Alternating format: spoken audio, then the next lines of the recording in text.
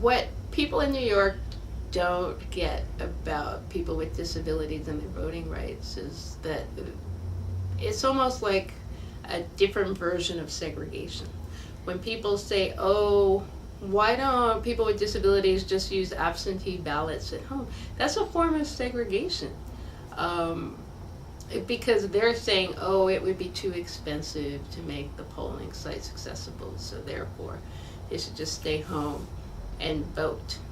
It's one thing to decide that you want to vote at home and choose the option to use an absentee ballot, but it shouldn't be forced upon you because your polling site isn't accessible, or when you get there, you're gonna be humiliated or treated terribly, or it's even gonna be dangerous.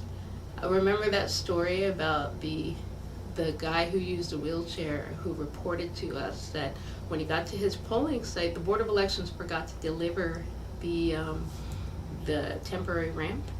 And so the poll workers were trying to be helpful, and they found a door and tried to create a ramp, and then when he went up, he fell through the door. So we don't want people segregating themselves because they're afraid of bad things happening to them.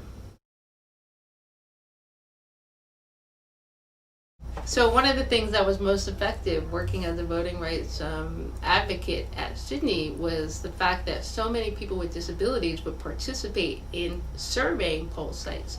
So they were out and visible, and the poll workers needed to see how the setup of the poll site would affect somebody with a disability. So with all civil rights issues, it really comes down to acceptance and visibility and participating and being there and being in every aspect of life.